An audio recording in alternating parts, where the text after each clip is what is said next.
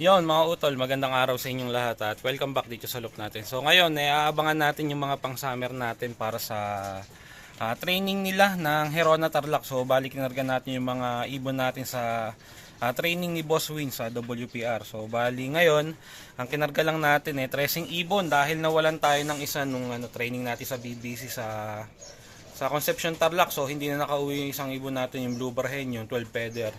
So ayan, so malapit lang siya nawala, pero may mga training na malayo na yun, naka-advanced training na yun. Kaso ayan, nawala siya dyan sa training ng Concepcion kung saan yung malapit.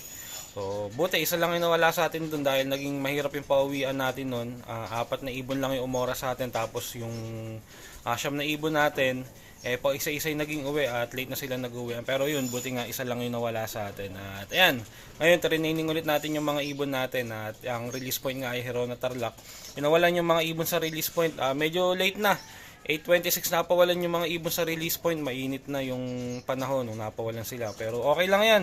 May experience ng mga ibon natin yung gantong init ng panahon na lumilipad sila dahil sa derby, sa karera ng mga ibon natin sigurado dadat na sila ng mas matinding init pa dyan, kaya ayos lang na ngayon training pa lang may experience na ng mga ibon natin na sana lang makakompleto tayo. Ayan, bali ang oras ng pauwian dito bandang 9:30 ang oras natin 9:31 na pero wala pa tayong ibon, pero ito mag-aabang-abang na tayo. So sa tansya ko nasa 1-2 na ang speedan ng mga oras na to, kaya ito mag-aabang na tayo ng mga ibon natin. Ayan, nabang tayo. Ang panahon natin okay. Ayan, maaraw, mainit nga lang. So talagang dinat na ng init yung mga ibon sa liparan. Pero yun nga, okay lang yun dahil sa derby mas matindi pa yung init na sasapitin ng mga ibon natin dyan at mas malayo yung liliparin nila. So kaya ngayon pa lang na training may experience na nila yan. So ayan, abang-abang tayo.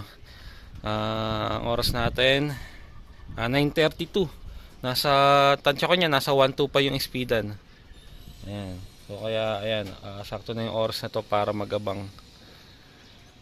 So sigurado maapektuhan yung uwian niyan dahil sa init nung panahon, saka yun nga late release. Pero ayan, baka maya konti may dumating na, kaya mag-aabang-abang tayo. So 13 yung aabangan natin. Abang-abang. Ayan, ang oras natin 9:35 na. Eto, ayan, may mga ibon na. 9:35. Ito na yung pinupuling natin. Sino tong iba pa? Ayan yung pinupuling natin 9:35 sakto. Dumating yung ilang ibon. Ito. Ayun. Kaso ikot ng ikot. 9:35 dumating. Nasa kulang-kulang 1-2 speed nito. Ayan, ito yung pinupuling natin. Ayan, siya unang lumapag. Ayan, mukhang nahirapan yung mga ibon sa itsura nila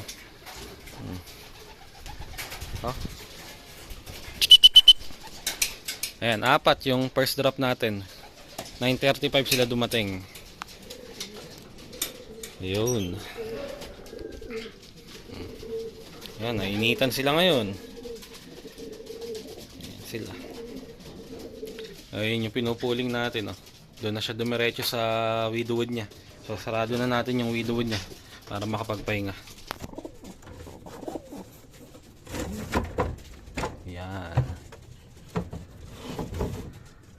Ayan. So abang pa tayo dun sa Siam. Apat pa lang pauwi natin Ito pa yung dalawa. Bali kulang pa tayo ng 7. Ayan. Inabutan na talaga sila ng init. Mainit na, masakit na sa balat yung araw.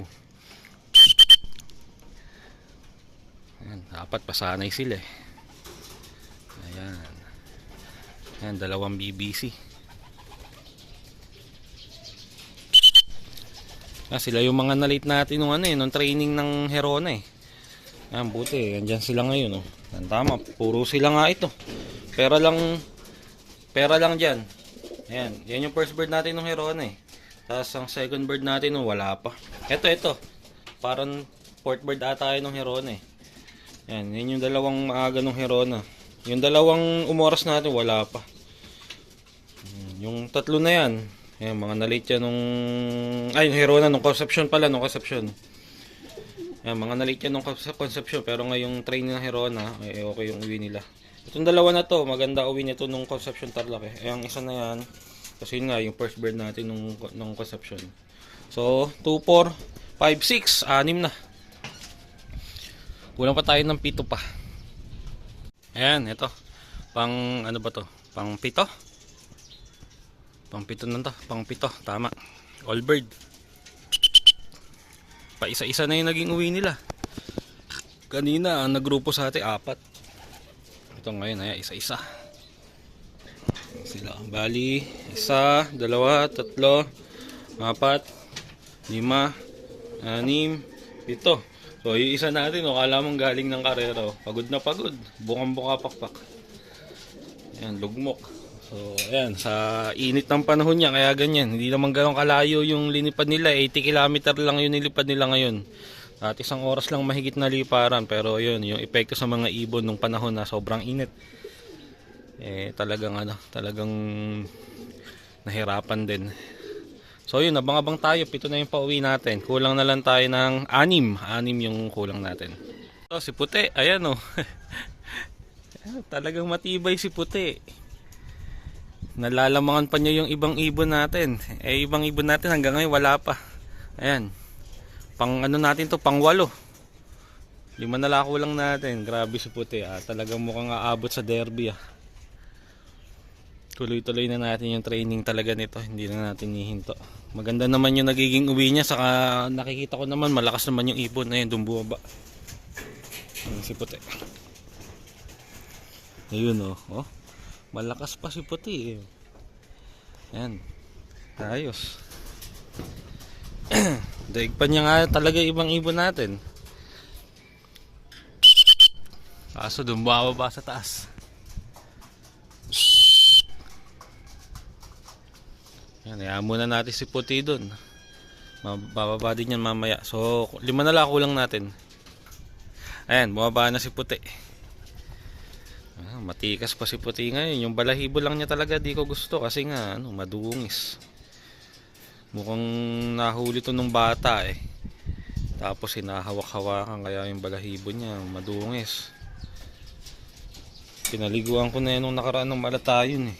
Kaso hindi talaga nakuha, hindi siya kuminis ng gusto. Pero okay naman.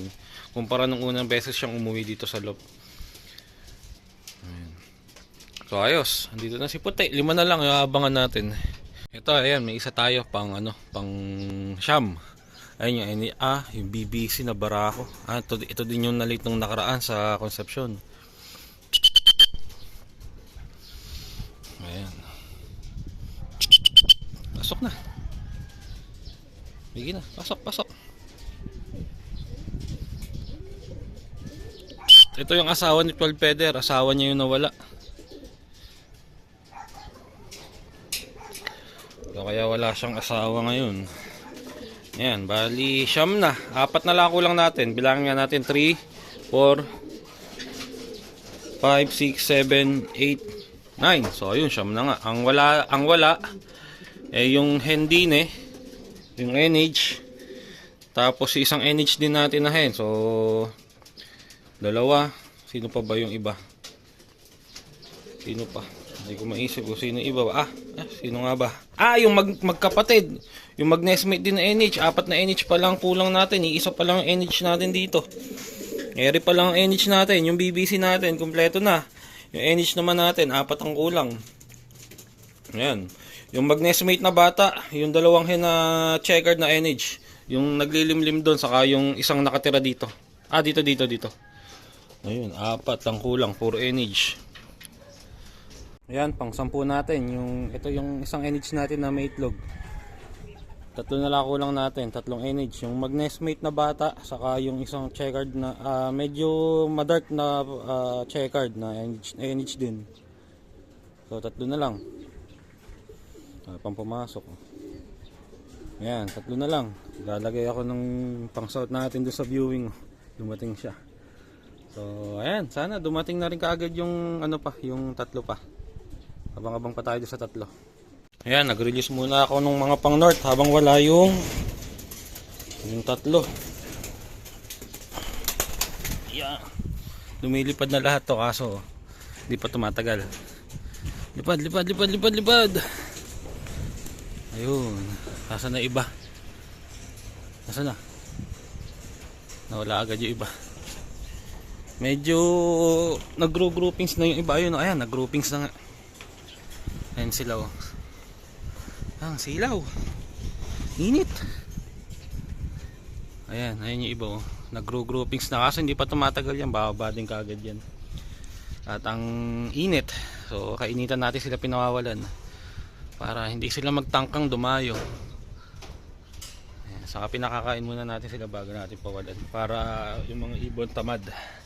Pag pinalipad. Ayun yung iba oh. Mababa yung lipad dito lang. Wala pa rin yung tatlo natin eh. So na-late na yung tatlo. Sana dumating sila mamaya. Ayun. Yung isang bata natin na NH na yun, ang ganda ng uwi ng Concepcion. Second bird natin, kaso ngayon wala siya. Ayan, medyo nag-groupings na tong mga pang north natin.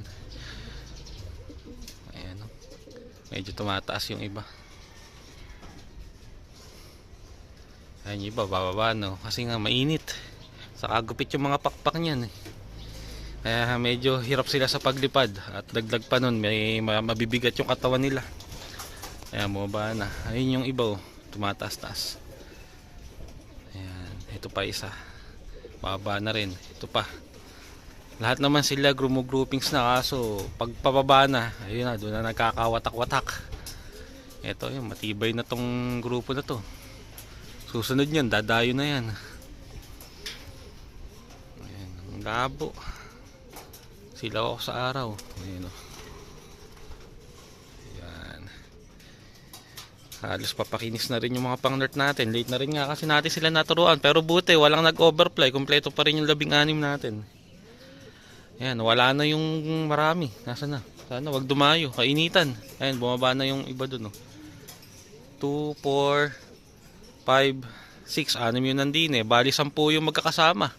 Wag sana silang dumayo. Ayun, ito. 2, 4, 6, 8, 10. Ayun, tama. 10. Ayan, oh. Ayan, bumaklas na yung tatlo. Mukhang bababa na rin. Ayan, hindi naman sila tatagal. Ayan, oh. Pero pag nagpawala na tayo diyan ng, mas maaga, yun, malamang sa dumayo na talaga ng diretso itong mga to. Ayan, yun na yung mga bumaklas. Mababa na. Tatlo yung bumaklas eh. Ayun, ang init. Eto may umuwi yung isang natin, NH natin na white light, yung bata. Pang 11 natin to, nasa na? Ito, ayan. So dalawa na lang, yung nestmate nito saka yung isang dirty checkered na na NH. Ayun, dun bumaba o pagod na pagod, nagkakanda subsub pa. Maloko, sobrang init eh. Ayan nga yung sinasabi ko, sasapitin nila yung ganyan sa karera. Kaya dapat ngayon training pa lang may experience na nila para nasa ganun yung mga ibon. Kahit pa paano, familiar na sila sa ganyang ganyang mainit na liparan. Ayan ngayon ko lang nakita nagkaganyan yan. Ayan, dumating siya 8:19, 8:19, 10:19. Pagod na pagod, nagkakanda subsob. Yung mga pang north natin na tumaas ang lipad kanina, yan, ngayon pa lang bumaba yung lipad. Eto pa, dumating na rin yung checker natin. Asa na? Ano to? Hindi ito. Asa na? May checker na dumating eh. Or siguro pang natin yan, pang north. Kala ko pang summer din natin yan. Ito pagod na pagod Alam mong galing derby pilay pa. Pilay ba? Hindi, akala ko pilay. Pagod yung ibon. Mamaya na tayo magpapakain yan. Siguro mga 11 na. Ayan. Napagod. Alam mong galing karera, nagkakanda subasog pa.